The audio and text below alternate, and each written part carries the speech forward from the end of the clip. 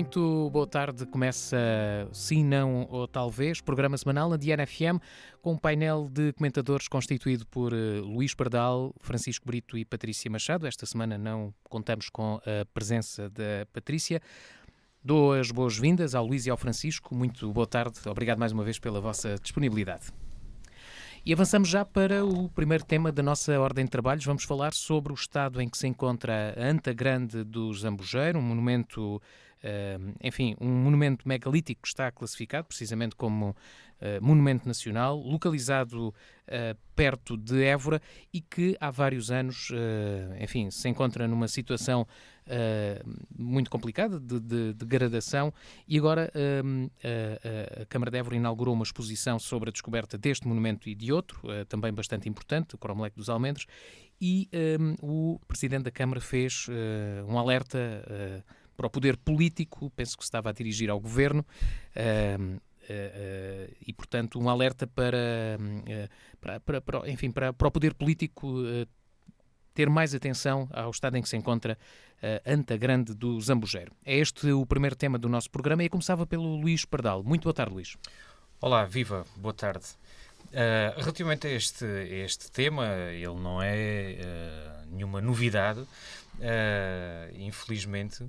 Agora, a realidade é que nós estamos aqui perante um monumento megalítico com uma enorme importância, portanto é o maior do género na Península Ibérica, quer dizer, a Anta do Zambujeiro remota ao quarto e aos meados do terceiro milénio antes de Cristo e o estado em que se encontra a Anta do Zambujeiro envergonha a todos nós, a todos os portugueses e ao mundo, porque a Associação de Arqueólogos Portugueses já há alguns no tempo veio referir que deveria ser classificado de interesse europeu e internacional. Portanto, estamos a falar aqui de um sítio arqueológico com uma enorme importância e eu fico chocado. A realidade é esta, eu fico chocado ao ouvir as declarações do Sr. Presidente da Câmara Municipal de Évora a alertar para as questões do poder político, não é, nacional, que lá está, deve ser governamental, como se a Câmara Municipal não tivesse aqui nenhuma responsabilidade. Não. A Câmara Municipal de Évora é a primeira responsável pelo estado em que se encontra a Anta do Zambujeiro, porque é a Câmara Municipal que tem que disputar o processo para recuperar este sítio arqueológico. E há aqui uma situação que eu não consigo compreender, que é, bem, o Estado tem um papel central aqui. Muito bem. O Estado Central já tem esse papel definido quando abre aberturas para, enfim, enquadradas no PRR e noutros fundos comunitários, o FEDER, quer dizer, cabe agora à Câmara Municipal fazer a candidatura. Eu fiquei chocado, volto a dizer isto novamente, chocado é a palavra correta, quando diz assim, bem, qual é que é o valor da intervenção? Estimamos em 400 mil euros. Há 3 ou 4 anos atrás. É que esses 400 mil euros que se fala de recuperação do sítio é de há 3 ou 4 anos atrás. Isto significa pronto, a Patrícia hoje não está aqui, até nos dava aqui algumas novidades, com certeza, mas a realidade é que se calhar estes 400 mil euros é um orçamento de há 3 ou 4 anos atrás, foi a última vez que a Câmara tentou fazer, se calhar algum tipo de candidatura, que o Sr. Presidente da Câmara também refere isso, que fez uma candidatura e que não foi aprovada. Quer dizer, eu, para terminar esta ronda, eu queria só dar aqui 3 ou 4 exemplos que só no âmbito do PRR quantos milhões é que estão aqui envolvidos? Quer dizer, é como se não houvesse, como se o Estado Central fosse o culpado disto tudo. Então as muralhas de Alcácer do Salo, 1,6 milhões de euros. O Museu de Beja, 3 milhões. As ruínas de São Cucafate, na Vidigueira, 250 mil euros. A Vila Romana de Torre de Palma, em Monforte, 300 mil euros. Jurumenha está a ser toda ela reabilitada, que é um orgulho que temos de ter todos. Monsaraz, quer dizer, toda a gente aqui à volta, aqui no Alentejo, todas as câmaras municipais e entidades conseguem fazer candidaturas a fundos comunitários e há dinheiro para recuperar monumentos de interesse nacional, como é que a Câmara Municipal de Évora é capaz de dizer é o papel do Estado Central que não faz, que não acontece? Muito bem, Francisco, boa tarde mais uma vez. Partilha desta crítica à Câmara por parte do Luís? Bem, antes de mais, boa tarde Sérgio, boa tarde ao Luís Pardal, boa tarde aos nossos ouvintes. Bem, de facto este tema de novo não tem mesmo nada e permitam-me só recordar que a 29 de junho de 2019 a Diana FM lançava uma notícia com o seguinte título: Anta Grande do Zambujeiro em Évora em risco de colapso. Portanto, estamos a falar de 2019. Aquilo que o Luís Pardal aqui referiu, o alerta de Luís Raposo, vice-presidente da Associação dos Arqueólogos Portugueses, foi nessa altura, após uma visita técnica desta associação à Anta Grande do Zambujeiro para perceber o estado da situação. A partir daí passaram muitos anos, portanto a Câmara Municipal teve tempo suficiente de desenvolver os procedimentos necessários, e aquilo que o Sr. Presidente da Câmara vem dizer é que tiveram sorte de chegar a acordo com as proprietárias do terreno, com a Direção Regional de Cultura, entretanto já extinta, e lançar uma candidatura que infelizmente não foi aprovada. Bem, que é uma coisa à partida logo estranha. Como é que um monumento com esta importância vê uma candidatura não aprovada? Quer dizer, é difícil neste mundo das candidaturas, dos fundos europeus, principalmente para uma Câmara Municipal, as coisas mais ou menos sabem-se como é que se tem que fazer para as coisas serem aprovadas. Como é que uma candidatura deve ser apetecível a um júri para que distribua o dinheiro que tem a distribuir e que contempla essa candidatura. Portanto, acho estranho como é que uma Câmara Municipal, como a de Évora, como é que uma Câmara Municipal que tem no seu território uma Anta Grande do Zambujeiro, um Menir dos Almendres, um Cromlech dos Almendres, lança uma candidatura e ela não é aprovada. Portanto, de facto, não consigo perceber. Mas isso também toca aqui um tema que tem sido comum neste programa, que é, de facto, a incapacidade da Câmara Municipal de Évora de fazer candidaturas vencedoras. Portanto, ou não as faz mesmo, como foi o caso, por exemplo, das residências de estudantes, num outro tema completamente diferente deste, das residências de estudantes para o que foi lançado do PRR em apoio ao Plano Nacional de Alojamento Estudantil, e que de facto tinha uma candidatura que podia ser financiada a 100% e de facto não a apresentou, perdeu esse dinheiro, como outras que também têm perdido, ou então depois esta que nem sequer conseguem ver aprovada. Quando estamos a falar de uma verba que, naquilo que é contemplado para a cultura em termos de PRR, que, se não estou em erro, são mais de 400 milhões, a verdade, agora não tenho a certeza desse valor em específico, também não queria estar aqui a lançar, mas tenho ideia que são de facto muitos milhões só para a área da cultura no PRR. De facto não se consegue perceber como é que não existiu capacidade negocial quando o PRR foi desenhado, porque tem que começar aí. Como é que não existe esta capacidade política da Câmara Municipal de Évora em chegar, obviamente, e quando refiro Câmara Municipal de Évora, estou a falar obviamente dos eleitos da CDU, que têm essa missão política, de chegar junto ao Governo em funções e dizer: nós precisamos disto e isto é um imperativo. Portanto, não é uma hipótese de ser ou não ser. É um imperativo para a nossa cultura portuguesa, para o nosso património. É preciso reabilitar porque nós estamos a perder. Porque isto é único, isto não é replicável. Portanto, acho que de facto faltou muito essa capacidade, como tem faltado, infelizmente, noutras áreas, também no património, mas também em muitas outras áreas. E de facto é preciso conseguir dar a volta a esta questão. Agora, será que no PO 2030 haverá fundos para que possamos recorrer e possamos efetivamente fazer a estabilização da estrutura da ANTA? Será que existe? Será que existe verba para fazer todo o arranjo paisagístico necessário para que este monumento seja digno da importância que tem e que seja digno da visita de todos aqueles que o querem visitar? Será que isso é possível? É que eu relembro que em 2019 a notícia à data sobre esta questão dizia precisamente, e transcrevendo aquilo que foi dito por Luís Raposo, dizia que a ponte que dá acesso a este monumento, a Ponte de Madeira, estava numa degradação muito avançada. Portanto, eu pergunto o que é que a Câmara Municipal de Évora, por exemplo, fez em relação a isto, ou se também precisou de candidatar a ponte, ou se realmente arranjou uns carpinteiros da Câmara que fossem lá dar um arranjo naquilo, não é? Portanto, realmente há certas questões questões que se colocam e depois ouvir o Sr. Presidente da Câmara realmente acusar o poder político, como se ele não fosse o poder político que tivesse também possibilidade de fazer a diferença, realmente é estranho. Não sei se já é também um caminho para esta demissão que vai acontecendo paulatinamente até ao fim do mandato, ou se realmente há aqui um problema mais grave que é de facto um alinhamento muito grande da realidade que é a missão de um Presidente de Câmara. Pelo que depreende das vossas opiniões, dá-me ideia que a Câmara é a principal culpada da situação em que se encontra a ANTA. Mas é competência da Câmara ou é competência do Estado Central a recuperação deste monumento? Luís Pardal. Não, quer dizer, há uma tutela e essa tutela cabe à Câmara Municipal e à Direção-Geral de Cultura, neste caso que já está integrada na CCDR. Deixa-me fazer agora de advogado do diabo, sim. Às vezes ouvimos já em relação a outros projetos o Presidente da Câmara dizer que não podem despender dinheiro de projetos da Câmara para aplicar na recuperação de monumentos ou de outros espaços, por exemplo a Escola André de Gouveia era um desses exemplos, que não são sua responsabilidade. Também se pode argumentar assim neste caso ou não?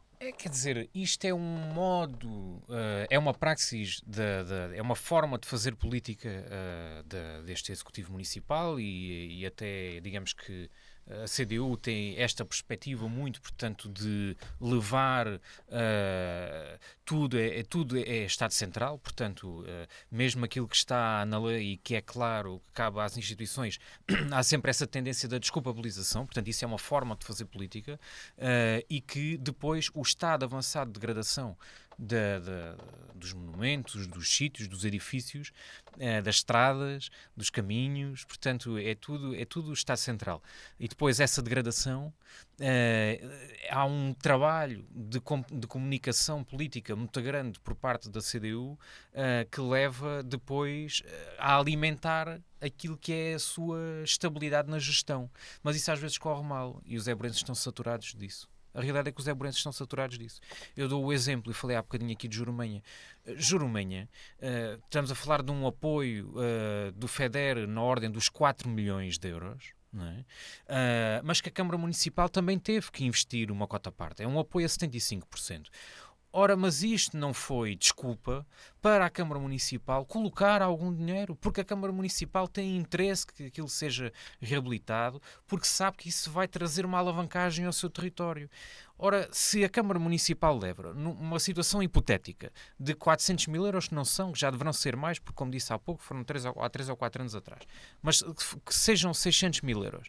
Se a Câmara Municipal não estiver disponível para investir ali 100 ou 200 mil euros numa situação limite, não é? 100 ou 200 mil euros, e com isso viabiliza a recuperação daquele sítio, não é? Se não houver essa disponibilidade, é porque não há interesse em manter o património, não há interesse em recuperar. Quer dizer, se dissessem assim, bem, a Câmara tinha que investir os 400 mil euros e não tem, bem, enfim, tem que encontrar formas ao longo do tempo e não nos podemos esquecer que a CDU não começou a governar há 2 anos, não é? Portanto, já vai no terceiro, mais de meio do terceiro mandato. Já passaram 10 anos. Já agora. Pronto, é exato. E portanto, enfim, mas isto agora lembrei-me que não tem nada a ver, mas é a propósito de fundos comunitários. Inauguração do centro de convívio do bairro Santo António. Um investimento de 400 mil euros. Excelente. Já há muito tempo que se andava para ser construído.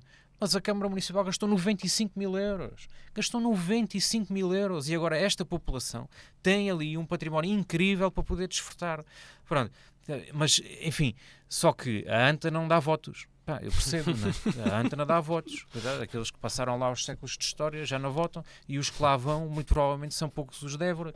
Mas isto é um sintoma muito negativo, preocupante até de quem irá ser, todos nós, não é? Seremos capital europeia da cultura em 2027.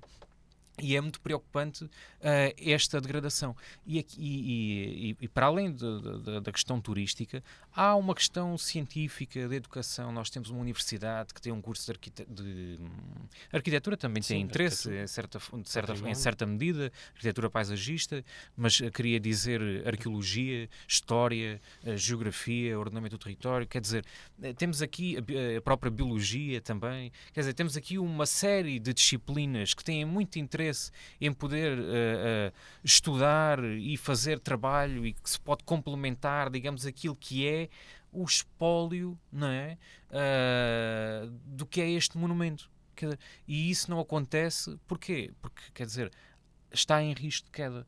E então é quase como, quando menos mexermos, até de olhar para ele, aquilo quase pode cair. E, portanto, isso eu fico até constrangido com esta situação. E há bocado estava a ouvir o Francisco falar e até estava a pensar, bem, olha, a anta do Zambujeiro um dia pode cair, entretanto, isto...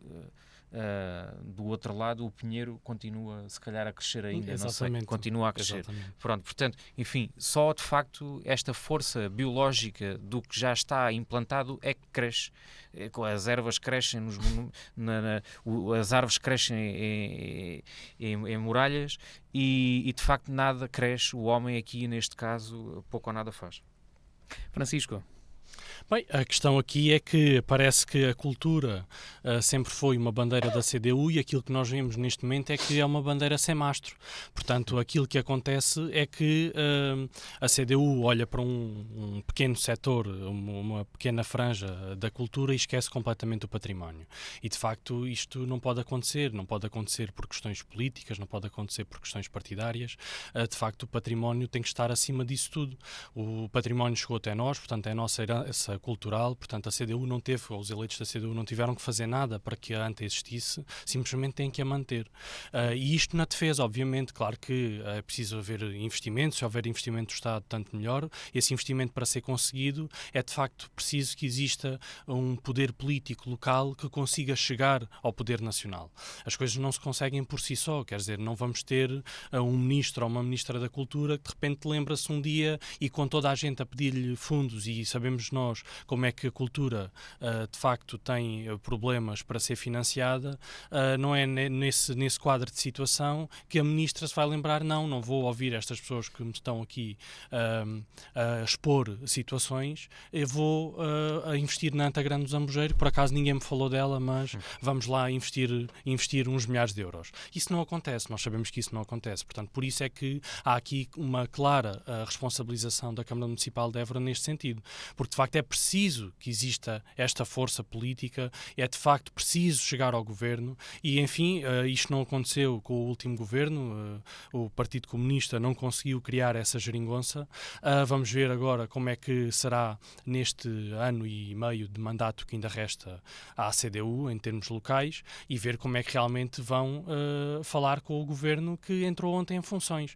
Portanto, vamos ver se realmente conseguem ou não chegar a estes fundos, chegar a consenso, chegar a este investimento. Até porque nós temos o caso, e que não é muito longe da Anta Grande do Zambujeiro, temos o caso do Cromlech dos Almendres, que já tem uma intervenção começada, que foi uma intervenção que tardou, que foi difícil, que até surgiu da capacidade de cívica e de movimento cívico do Grupo Pro Évora de realmente propor à Câmara uma intervenção concreta e que a Câmara, apesar de empurrar muito com a barriga lá, começou a fazer e, de facto, podemos ter ali um monumento altamente rentável. Portanto, como acontece em todos os monumentos a nível europeu, se as pessoas pagarem para visitarem, principalmente os estrangeiros, claro que isto depois, enfim, as coisas são o que são, pode haver reduções, pode haver, não estou a entrar nesse tipo de pormenores, obviamente, mas havendo uma rentabilização direta do monumento, de facto o investimento paga-se ele próprio e a Câmara Municipal pode ter ali uma fonte de receita muito interessante. O mesmo pode ser pensado para a Anta Grande do Zambujeiro, portanto estamos a falar de monumentos que têm muito interesse turístico, portanto é preciso aproveitá-lo também.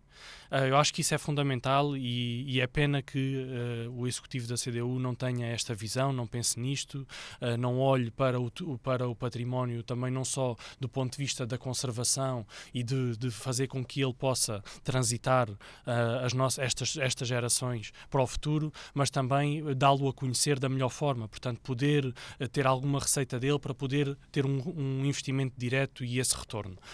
Eu acho que isso é fundamental e de facto também deixo aqui esta nota e também este apelo que consigam ultrapassar algumas questões até políticas que nós temos sentido que existem na Câmara Municipal de Évora e que realmente comecem a estruturar o investimento e estruturar a intervenção neste património também deste ponto de vista, portanto olhando para o que é que eles próprios podem fazer, não só para os outros, porque depois o que acontece é que a Câmara está a CDU está na gestão da Câmara Municipal de Évora, portanto todo o problema é do Estado Central, acusa o Estado Central. Se estivessem no Estado Central, o problema seria da União Europeia.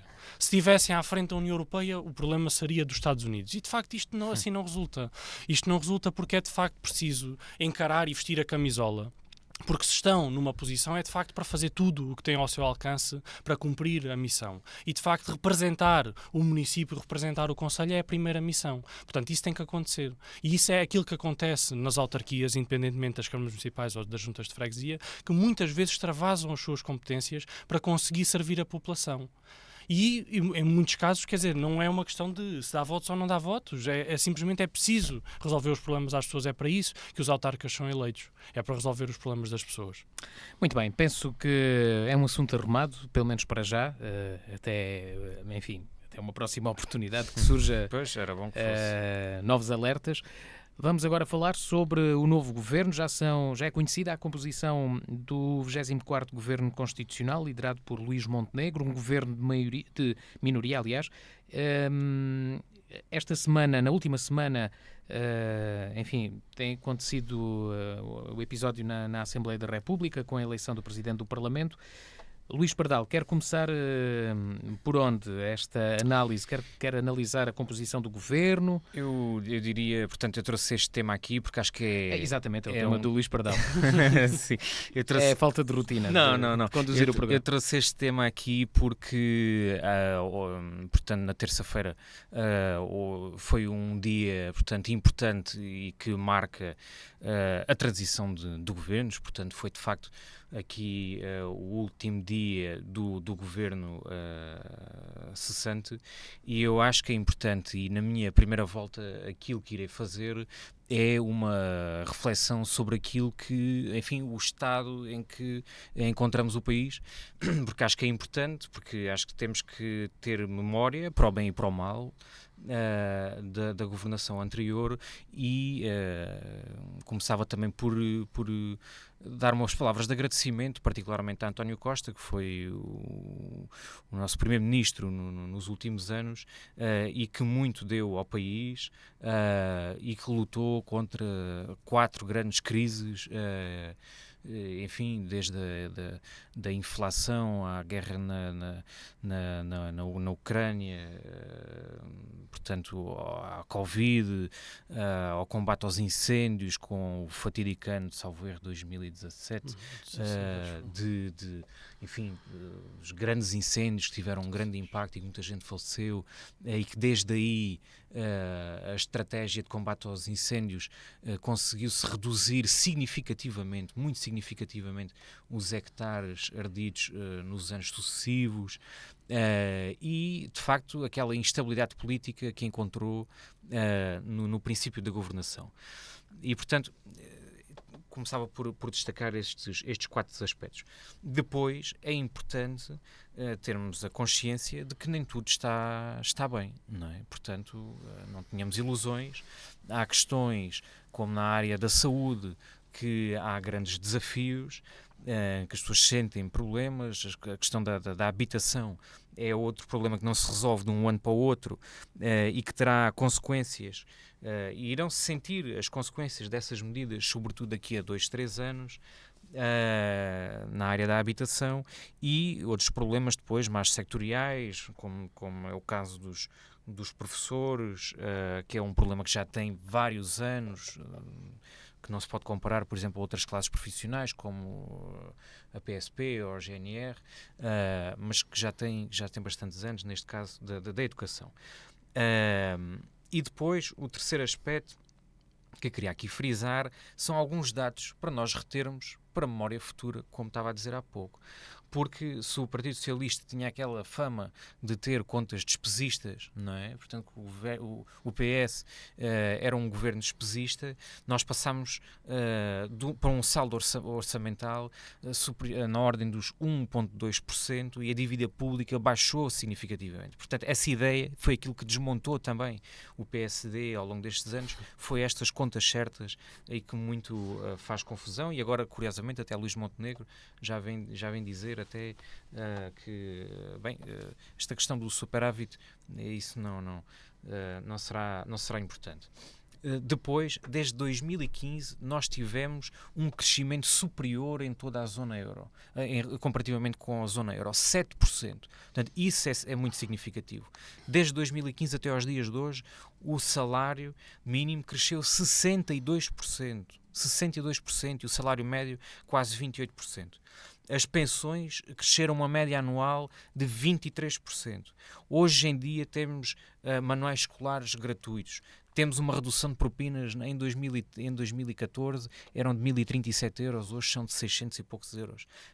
Temos hoje gratuitidade nas creches. O abandono escolar caiu de 14% para 8%.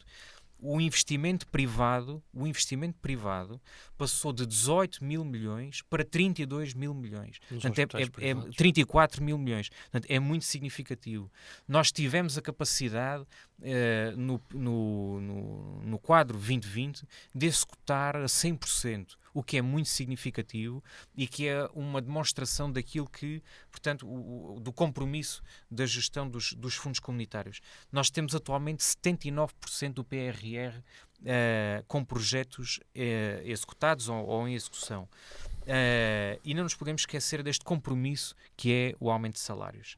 E mesmo para terminar, o próximo governo, eu acho que vai passar aqui por várias fases. Agora é um estado de graça natural e tem 60 dias, e o mais fácil é fazer alterações nos primeiros 60 dias, porque qualquer alteração tem um impacto muito significativo. Já tivemos ontem a primeira alteração enfim, quer dizer, foi a alteração de um logotipo. Eu recomendava, para quem tem interesse nestas questões da comunicação e da imagem, eu não tinha visto, e ontem vi a última publicação que o governo, a página de Instagram do governo, fez, foi com o autor do logotipo e do lettering do governo. Eu não tinha visto e achei muito interessante, e para quem tem interesse nestas questões da comunicação, eu recomendo que vá ver essa última publicação do governo com esta explicação, coisa muito interessante, e que, pronto, foi a primeira prioridade, foi alterar o logotipo, tem lá um grande impacto. Portanto, como estava a dizer, o estado de graça, e é fácil fazer no princípio. Agora, se o governo conseguir aguentar-se, vai ter aqui, nos próximos 2 anos, um grande impacto, sobretudo por causa do PRR. Em 2026, prevê-se a entrega até 2026 de 16 mil habitações que o PRR está a ser executado. Os hospitais de Coimbra, Setúbal e do Alentejo Central vão ser inaugurados. Até 2026 temos a requalificação de 133 centros comunitários. Até 2026 temos a criação de 6 mil camas em cuidados continuados. Até 2025 temos o programa de modernização do SNS para comprar com 117 mil milhões de euros novos equipamentos. Até 2026 temos o Programa Nacional de Regadios com investimento de 608 milhões de euros, incluindo nos circuitos de Évora. Até 2026 temos apoio à produção de biometano e hidrogénio verde até 2026 na ordem dos 150 milhões de euros. Até 2025 vamos ter 1.500 veículos comprados para a GNR e para a PSP, que é um investimento na ordem dos 40 milhões de euros que está a decorrer. Até 2025 temos o Campo de Ciências 21 construído, porque também já está em andamento. Até 2025 temos o Centro Nacional de Computação Avançada em curso, que são um investimento de 21 milhões de euros. Até 2026 vamos ter uma nova rede de cabos CAM que vai ligar o continente aos Açores e à Madeira. Estou mesmo a terminar. Até 2025 vamos ter o metro do Porto, já com uma expansão, com um investimento de 1,1 mil milhões de euros. Até 2024 temos a primeira fase da construção da descanalizadora, tão importante no Algarve, com um investimento total de 54 milhões de euros. E mesmo para terminar agora, aqui no nosso Alentejo, até muito breve, vamos ter o maior investimento na ferrovia, que está concluído, que liga Sines, Caia, e vamos ter outro grande investimento de Lisboa ao Porto com a linha de alta velocidade. Portanto, se este governo se aguentar 2 anos, é isto que vamos ter. É só para ficar de memória futura. Francisco, como é que responde ao Luís com este rol de projetos? Bem, antes de mais, agradecer ao Luís esta resenha daquilo que vai ser, de facto, a capacidade do novo governo de executar, a capacidade do novo governo de executar, portanto, o que é que vão conseguir fazer. Para o Partido Socialista seriam sonhos, para o governo do PSD será uma realidade, e nós sabemos que, infelizmente, muitos destes projetos já estariam apontados para estarem inaugurados, portanto, estarem ao serviço das pessoas, e de facto a governação socialista não o conseguiu fazer, portanto atrasou, empurrou, prometeu a bazuca que ia chegar e ia mudar o país, e depois afinal passam-se anos e anos e ninguém sente essa bazucada, permitam-me a expressão. A verdade é que é preciso efetivamente conseguir executar, portanto, para além do planeamento, é preciso conseguir fazer com que as coisas cheguem ao terreno. Nós sabemos que o PRR tem um desenho estadista, portanto tem um desenho feito para financiar o próprio Estado, não foi para criar o crescimento económico das empresas, principalmente das pequenas e médias empresas. Foi muito desenhado para que o Estado conseguisse ir buscar dinheiro para si próprio, portanto, para infraestruturas, algumas delas, para equipamentos, muito do dinheiro que, enfim, não será palpável para as pessoas em termos de serviços. E também sabemos que este governo, que cessou funções ontem, deixou os serviços públicos num estado completamente lastimável, e que não se percebe porquê, porque de facto quando pegaram no governo com as contas públicas reabilitadas, portanto depois de uma bancarrota que impuseram ao país, não se percebe como é que não conseguiram ter a capacidade de fazer melhor. Não se percebe como é que têm este descaramento de chegar agora e dizer que tiveram um excedente orçamental no ano passado, quando houve grávidas a terem que fazer 80 km, a fazerem 100 km na área metropolitana de Lisboa, a saírem da área metropolitana de Lisboa para conseguirem ter filhos, quando nem na capital conseguem ter esses serviços. Portanto, realmente não se consegue perceber esta falta de eficácia que o governo socialista teve, e isso foi sufragado em eleições. Não nos podemos esquecer que António Costa se demitiu, portanto, mesmo com uma maioria absoluta, não teve condições para governar, que é algo politicamente inexplicável, e a verdade é que foi sufragado e perdeu. Portanto, as pessoas decidiram que queriam uma mudança e decidiram que, de facto, é preciso fazer muito mais pelo país para que nós consigamos todos ter aquilo que merecemos como cidadãos. E, de facto, é esse o desafio que o novo governo tem. Portanto, o novo governo tomou posse ontem, terça-feira, e tem agora esta missão não só dos 60 dias, porque existe de facto uma promessa importante em relação ao SNS, que é preciso dar uma resposta. Ainda hoje, quarta-feira, uma das notícias é que de facto a FNAM já quer reunir com a nova ministra e acredita, deposita confiança na nova ministra para resolver esta questão da falta de atratividade do SNS para profissionais de saúde. Claro que isso é um projeto a médio prazo, mas nos próximos 60 dias teremos de facto que ter uma resposta do novo governo em termos do que é que são estas listas de espera e principalmente o acesso às urgências, que não tem resultado. Nós temos, por exemplo, o caso dos cuidados de saúde primários, temos o caso também dos cuidados imediatos em termos de emergência do INEM, temos o problema que temos em relação ao helicóptero que está assediado em Évora e se fica ou não fica em Évora, se vamos ter o serviço 24 horas ou não vamos ter o serviço 24 horas. Portanto, há um conjunto de respostas que é preciso dar para corrigir, de facto, aquilo que foi um falhanço das políticas do Partido Socialista. E com todo este dinheiro que o Luís Pardal aqui referiu, realmente não se percebe como é que não se conseguiu pôr isto no terreno. Porque, de facto, era cumprir prazos, portanto, ele estava desenhado, não podem dizer que tinham falta de pessoas, porque tinham pessoas com fartura e tiveram sempre a ajuda da família também para dar uma mãozinha, e então, por isso, não se consegue perceber como é que não conseguiram executar toda esta verba. Claro que deixo aqui esta brincadeira, mas a verdade é que não foi por falta de investimento no próprio Estado e no próprio Governo. Nós sabemos bem que o Governo se capacitou com muita gente e que teria que ter dado resposta a isto. Portanto, também foi isso que foi avaliado nas eleições e, de facto, não houve resultados. O Partido Socialista sabe que tem um problema grave para resolver internamente, que se tem que reestruturar, que se tem que reinventar. Este resultado das eleições, não só por via daquilo que foi a votação direta que o Partido Socialista perdeu, mas também por aquilo que se dispersou pela extrema-direita, também prova o descontentamento das pessoas em relação às políticas de centro, não é um voto de protesto em relação ao PSD. Quem estava no governo era o Partido Socialista. Portanto, há aqui de facto uma grande reflexão que o Partido Socialista terá que fazer, como é natural.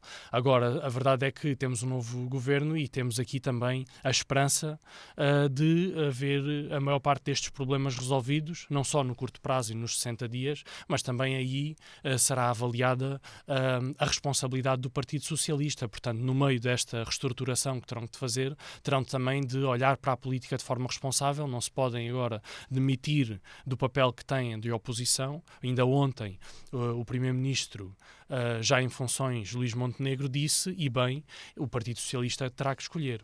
Ou é oposição democrática ou é bloqueio democrático. Portanto, terá que escolher de facto a sua posição.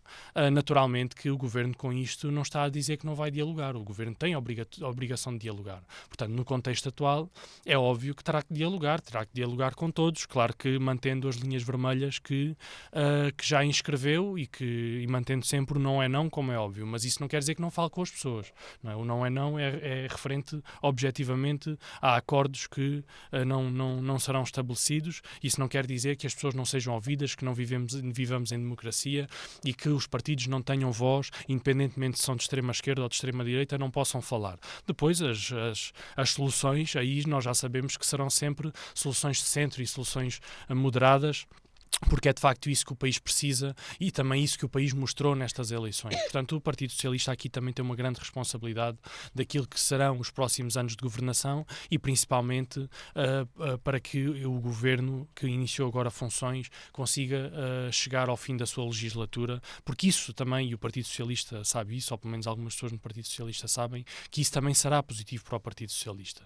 Portanto, não é só positivo para a governação do PSD, mas é positivo também para o Partido Socialista, também para o seu futuro como partido político e também na sua posição na democracia portuguesa. Porque, acima de tudo, não só é preciso defender as políticas públicas e a defesa dos nossos interesses como cidadãos, mas, acima de tudo, nós temos de defender a nossa democracia. E este ano que se assinala os 50 anos do 25 de Abril, de facto temos que nos lembrar muito disto e pensar efetivamente o que é a defesa da democracia no futuro. Porque no passado nós sabemos como é que foi, no futuro pode não ser com cravos nem com canhões, pode ser de facto com métodos mais suaves, diria, e de facto com o uso da responsabilidade que se tem em sede da Assembleia da República. Muito bem, eu gostava de vos ouvir também sobre a Constituição e acho que ainda não tiveram a oportunidade de falar sobre isso. Luís, não sei se quer também abordar a Constituição do Governo, a escolha dos ministros, se conseguem... enfim, definir aqui fazer aqui alguma caracterização dos ministros, das pessoas que foram escolhidas para assumir estes cargos. Sim. E o que é que se vai passar agora nos próximos tempos? Ontem o novo primeiro-ministro, enfim, manteve a intenção de esta legislatura chegar ao fim, de serem cumpridos os 4 anos. Luís, é verdade. Pardal. Ele até... Bem, não vou já revelar porque trago para a terceira parte do programa, de facto, uma nota sobre essa questão. Mas o PSD aqui, e, portanto, não se pode esquecer de que o ónus não pode estar no Partido Socialista. Aliás, essa demonstração de incapacidade de negociação esteve muito clara quando a eleição do Presidente da Assembleia da República. Portanto, foi uma argolada, foi a primeira argolada que foi dada, foi essa incapacidade de negociação, e que de facto teve de haver algum adulto na sala. De facto foi o Partido Socialista que, digamos, só não continuar a degradar a instituição que é a Assembleia da República, porque foi de facto uma situação vergonhosa. E é neste pântano que o PSD está colocado e não sabe como é que se há de se desenvencilhar, que é do Partido Chega. Portanto, quer dizer, o Chega é um partido que não pode ser ignorado, e o PSD ainda não se assumiu perante o Chega. Quer dizer, antes dizia-se, é deputado único, não lhe podemos dar o palco que ele não tem. A seguir, elegeu uma bancada parlamentar de 12 deputados e continuava-se a dizer não lhe podemos dar o palco que não tem, não tem. Hoje são 50. E, portanto, o PSD tem que ter a coragem de se definir relativamente àquilo que é o Chega. Sobre a constituição do governo e os ministros, há aqui uma viragem neoliberal pelas escolhas de Luís Montenegro, que é, em algumas circunstâncias, preocupante. Por exemplo, o Ministro das Finanças, não é? Quer dizer, ele tem defendido que o salário mínimo aumentou em demasia. Portanto, é interessante. Agora precisamos de saber qual é que é a posição deste novo Ministro das Finanças relativamente ao aumento salarial. O Ministro das Infraestruturas e Habitação, houve aqui esta escolha e que tem sido amplamente discutida no debate político, de que é uma pasta muito pesada, muito complexa,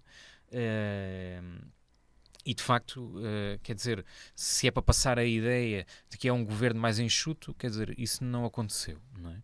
Só demonstrou aqui que haverá uma alta probabilidade das coisas correrem mal, tendo Miguel Pinto Luz esta mega pasta que é as infraestruturas e a habitação, que, como sabemos, é tão importante. E já se disse que o Mais Habitação é para reverter.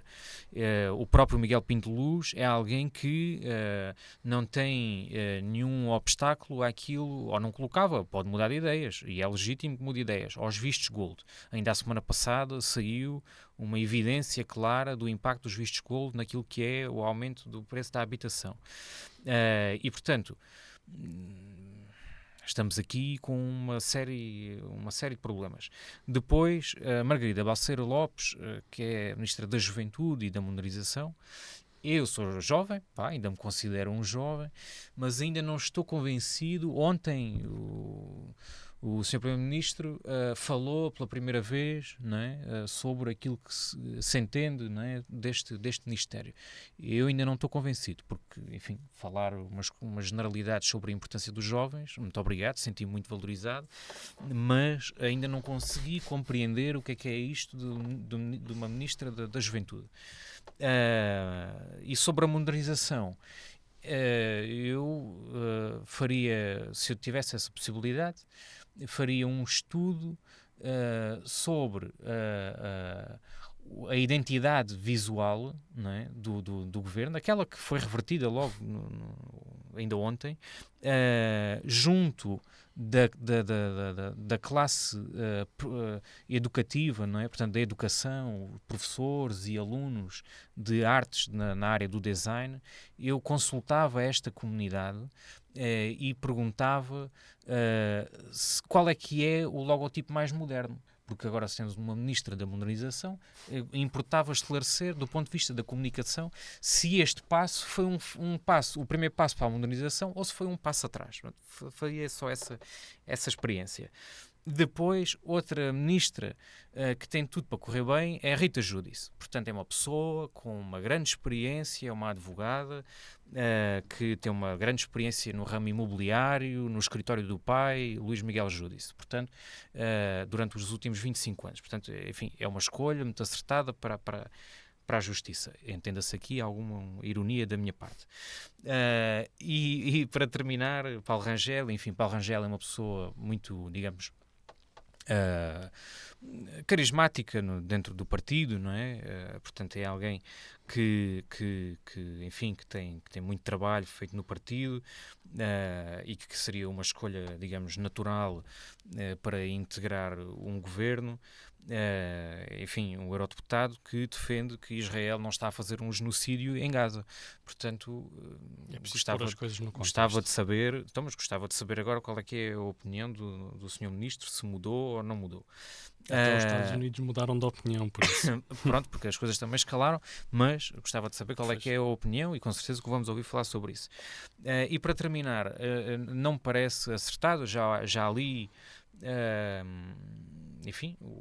quem fundamenta o contrário, mas também não me parece acertado a escolha de eliminar o Ministério do Ensino Superior e da Ciência e da Inovação, porque, enfim, a teoria de que um bom secretário de Estado fará e chega para a pasta pesada, que é uma pasta bastante pesada, mas eu tendo a discordar.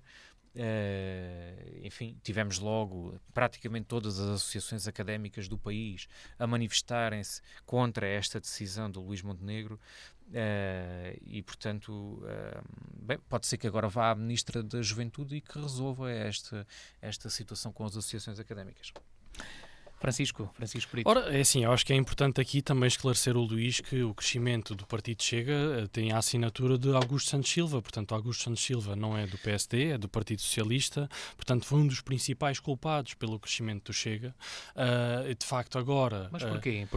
Por todas as situações que criou e que deixou criar na Assembleia da República, quando de facto devia ter tido um papel de isenção como Presidente da Assembleia da República, acabou por dar palco ao Partido Chega, portanto, acabou por, na sua falta de isenção, criar motivos para que o Partido Chega conseguisse ter as suas manchetes e as suas notícias e as suas horas de tempo de antena. Portanto, a verdade é que basta vermos especialistas em comunicação política e ouvirmos e percebemos, de facto, tudo aquilo que aconteceu e com exemplos bastante concretos até do que é que aconteceu. Agora, a verdade é que o Partido Socialista e na pessoa do Luís Pardal aqui depositar esta confiança no PSD de que de facto tem que colocar, por outras palavras, o Chega no lugar, pronto, percebo, porque de facto o PSD tem este ímpeto de conseguir corrigir as situações que o Partido Socialista criou de errado. Portanto, eu percebo isso, por exemplo, o Partido Socialista sabe que o PSD tem currículo na correção das trapalhadas socialistas, mas a verdade é que há de facto aqui uma incorreção em acusar o PSD deste resultado do Chega, porque sabemos que as coisas não foram assim. Agora, de facto, também acho que não é correto a leitura que o Luís Pardal faz aqui dos novos ministros, até porque há aqui várias situações, e começando até no sentido em que o Luís falou, em relação ao logotipo, há aqui uma diferença entre modernização e qualidade. Portanto, fazer uma coisa nova e com um aspecto mais abstrato, não quer dizer necessariamente que ela seja moderna ou que tenha qualidade. De facto, quando falamos de um logotipo da República Portuguesa, há várias questões a ter em conta, nomeadamente os valores históricos, valores simbólicos, e quando se faz um logotipo com qualidade para a República Portuguesa, não se podem anular certos símbolos. Portanto, é difícil, será um trabalho extremamente difícil e até acredito que ele seja bem pago, não sei se, custa-me acreditar que valha 75 mil euros, mas ainda por cima no limite da consulta prévia. Portanto, há aqui questões também caricatas e, enfim, isso já foi falado, não me vou estender nesse assunto, mas de facto é um trabalho complexo e que naturalmente será caro, não tão caro, acredito, mas difícil. Agora, uma coisa também é o trabalho de tipografia que o Luís aqui falou, sobre o vídeo e tudo. Outra coisa é o logotipo em si, a parte iconográfica do logotipo. Portanto, não quero entrar em questões muito técnicas, mas a verdade é que quando nós olhamos para esta temática temos que olhar para as coisas como elas são e, de facto, há aqui várias questões que podem ser faladas, até podemos trazer isto para um programa e falamos sobre o logotipo. Já agora, Francisco, deixa-me perguntar, tenho curiosidade, há algum sinal? Que sinal é que se dá quando se recupera um logotipo de 8 anos, de há 8 anos atrás, ou de há mais de 8 anos atrás? É assim, sobre o logotipo que deixou de vigorar e que ele tem 2 anos, quer dizer, este novo logotipo foi implementado há 2 anos, não estou em erro, 1 ano e tal. Portanto, não é assim tão antigo quanto isso e, acima de tudo, politicamente, acredito, foi uma questão de cumprir a promessa de reversão. Não quer dizer que o logotipo não precise de uma atualização, não é? Ou seja, não estamos aqui a dizer que o governo de Luís Montenegro terá uma postura conservadora. Mas não era nesse sentido que eu queria perguntar, ou seja, dá a ideia que quando se muda, parece que uma coisa simples, não é? Parece uma mudança, uma pequena mudança, mas é a primeira mudança. Significa que dá-se um sinal que se quer mudar tudo. Eu acho que não é só uma questão de que se quer mudar tudo. O logotipo é a imagem do governo, portanto é a cara, por assim dizer. Portanto, teria que ser sempre a primeira mudança. Até porque, objetivamente e do ponto de vista administrativo e logístico, o governo vai iniciar funções, portanto, há muita coisa que muda, há muita gente que muda, portanto, faz sentido que a imagem mude nesse momento. É muito mais fácil depois de implementar. E a verdade é que houve aqui um grande erro na escolha do logotipo que o último governo colocou em distribuição e em uso, e de facto era necessário voltar atrás. Não quer dizer que o logotipo não possa ser revisto, mas de facto não para a simplicidade ou o simplismo que de facto aquele ovo estrelado veio trazer, porque de facto não tem qualidade nenhuma e muita gente da área do design também o veio dizer. E sabemos bem que o seu autor também, sabemos a postura do autor deste logotipo, sabemos bem como é que ele olha para tudo, é quase um anarquista do ponto de vista do design, portanto isto também quer dizer muita coisa. Agora, em relação ao novo governo, eu acho que de facto é um governo de esperança e é um governo que, acima de tudo, tem muita força política. São pessoas com muito conhecimento político. Há aqui reestruturações importantes e esta mensagem de que realmente há muitas coisas que vão mudar começa não na imagem do governo, mas começa precisamente na escolha das pastas e como é que se organizam os ministérios. Porque é de facto preciso fazer reformas e nós sabemos que as reformas não agradam a todos, portanto é normal que as associações académicas venham defender, apesar de terem depois um discurso completamente inconsistente, venham dizer que querem um ministério próprio para o ensino superior, sem saber muito bem depois o que é que isso significa ou o que é que o novo ministério pode trazer de novo e de bom. Era como estava. Não é como estava. A verdade é que pode trazer de facto muitas coisas boas, principalmente a interligação entre o secundário e o ensino superior, que faz muita falta, que foi sempre uma ruptura crónica que o Partido Socialista nunca quis corrigir e que de facto é preciso ser corrigida. Para ser corrigida é preciso haver uma organização interna que o permita, não é? De facto separar e depois manter ministérios separados só porque são as capelinhas de alguém.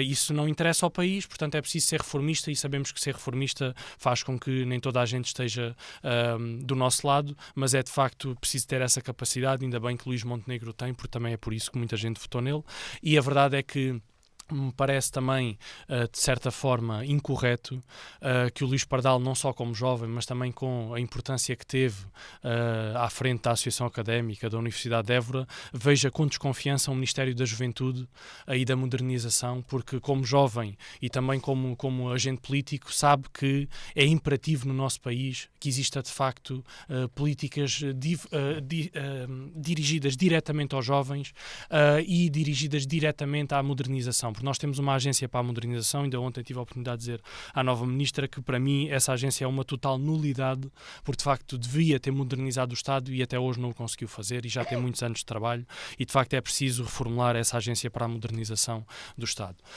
Porque de facto é preciso tirar a burocracia, obviamente que o discurso do Primeiro-Ministro não pode focar temas muito concretos, porque senão não teria 20 ou 30 minutos e teria 20 ou 30 horas, mas a verdade é que o trabalho começará a ver-se nos próximos dias, paulatinamente, e acredito sim que este novo governo traz à partida esta mensagem que de facto podemos confiar na mudança e que vamos ter mudança e de facto precisamos efetivamente acreditar nisso, independentemente das nossas convicções pessoais. É preciso dar esse espaço para que realmente se possa fazer trabalho. E é isso também que o nosso país tem que, e os nossos ouvintes e todos nós no geral também precisamos nos focar. É que de facto esta lógica muito até do Sul, de nos travarmos todos uns aos outros, de facto não resulta. É preciso conseguir trabalhar. O PSD mostrou isso até na altura da pandemia, com o Rui Rio a dar espaço ao governo, até foi criticado por dar demasiado espaço ao governo, para o governo trabalhar. É de facto preciso olhar para esse tipo de posturas, porque nós temos que ir além dos interesses próprios e temos que olhar para o interesse do país. E o interesse do país apela a que haja consensos generalizados e que acima de tudo se consiga trabalhar, porque não existe mudança sem que as pessoas consigam efetivá-la, sem que as pessoas tenham as ferramentas para o fazer. O último governo teve as ferramentas do ponto de vista político, teve uma maioria absoluta, podia tê-lo feito, tinha um grande envelope financeiro da União Europeia para o fazer, não conseguiu fazer. Terminou. Agora temos um novo ciclo e temos que olhar para ele, temos que perceber também as alterações políticas que isto impõe e temos que ter naturalmente essa responsabilidade. Estamos na reta final do programa. Sim, não ou talvez, Luís Pardal? Normalmente trago um sim ou um não, né? Mas desta vez trago um talvez. Até porque vou citar o Sr. Primeiro-Ministro Luís Montenegro, não é? Portanto, ele ontem disse a seguinte frase: o governo não está aqui de turno. E, portanto, eu digo talvez, não é? Porque há que dar essa oportunidade. Cá estaremos para acompanhar, se estivermos todos de saúde. Deixo só 3 notas que, digamos, que completam este talvez. É porque não nos podemos esquecer que o PSD, o líder do PSD, não é? Votou contra 9 orçamentos de Estado, não é? Quase sempre anunciados antes dos documentos serem apresentados. Segundo, Pedro Aguiar Branco terá o mesmo papel que teve Santos Silva na anterior legislatura. E para meter ordem na sala vai ter que fazer um determinado papel. E, portanto, vamos ver se não vai ser igual ou pior do que o anterior Presidente da Assembleia da República, que foi, digamos, crucificado muitas vezes sem sentido, porque tinha que colocar ordem naquilo que é o respeito na instituição. E o talvez... Ontem tivemos uma entrada do governo vintage, porque foi o logotipo de há 8 anos e o discurso do final dos anos 80 de Cavaco. Francisco Brito, sim, não ou talvez? Eu hoje trago um não à postura do Bloco de Esquerda e do Partido Comunista Português, que ontem não se fizeram representar na tomada de posse do novo governo. Estamos a falar de um evento solene, a tomada de posse de um governo, independentemente de quem é esse governo, de que partido é. Estamos a falar de um governo eleito pelo voto popular, eleito democraticamente, e esta postura de não estarem representados só porque o governo é de direita é de facto uma posição e uma postura antidemocrática. Portanto, o meu não a estes partidos que, apesar de serem antidemocráticos, continuam a ter assento parlamentar. E fechamos o sim, não ou talvez. Regressamos 2 a 8 dias. Boa tarde.